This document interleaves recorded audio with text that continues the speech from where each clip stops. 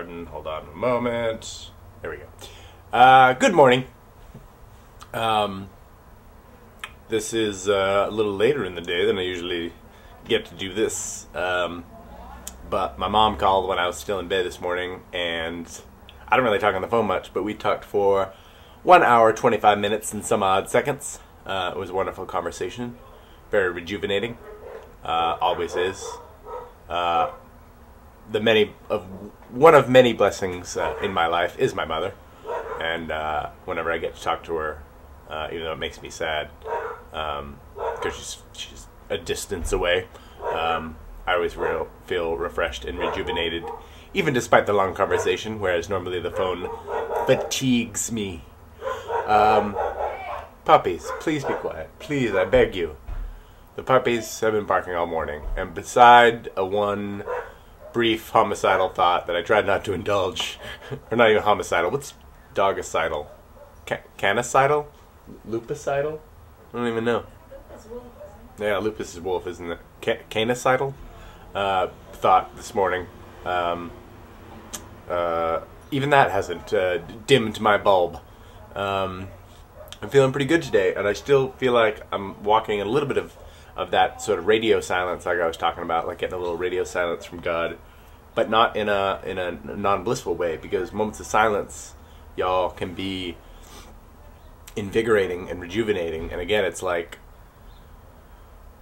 little bit like when the parent lets you kind of do something out on your own. You're like, okay, cool, let me be responsible with this and joyful for the opportunity, and I am today, and partially because of that was just praying about it and releasing it, and and again, just letting go and let him do his work, and it's moments like this anyway that build faith like nobody's business.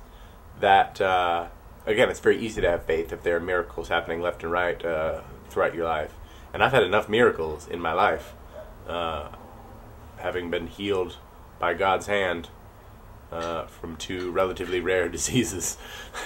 And he's touched me in recently, as well as a couple times in my life, just to let me know, hey, wow, he's there. And then, so for me to then be, it gets a little needy. I'm a little like the needy lady in the romantic comedy, or even the romantic tragedy, who's like, oh, do you love me? Do you love me? Do you still love me? Am I still the best? Am I still the one you're thinking of? Why haven't you called? This is the 9th message I've left today. So, and not that there's anything inherently wrong with that.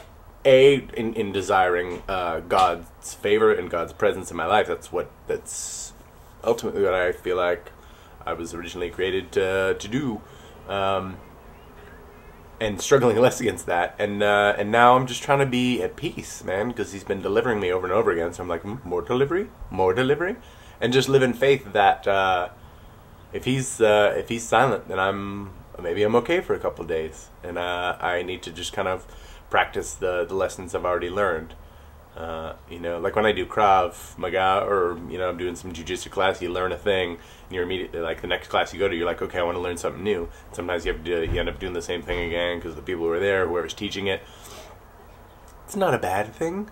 You just get better at it. You need to go practice that dang thing. It's not like, oh, I've learned, I've got that stashed away, no problem then. I've learned it once, I've done it twice, I must be a master. So he's letting me hang out and master some of the concepts he's already taught me, and so I'm just joying in that. I'm rejoicing today, and I'm actually feeling great.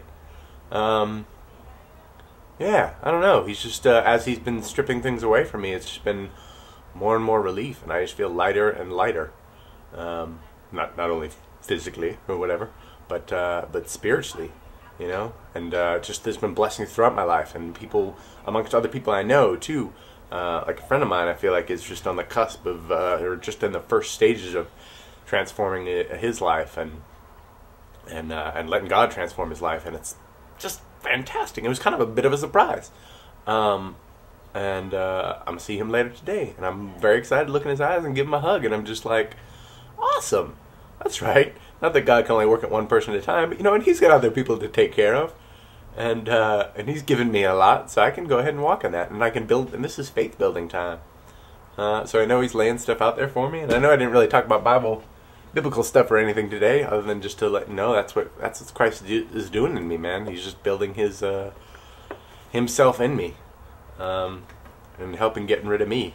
So, man, if he wants into your life, y'all, just let him in. Let him in for a day. Give it a whirl. Give it a whirl for a day. Turn from your own understanding and follow Christ for one day. That's what I'm going to try to do today, is just follow his example and try not to live in my own.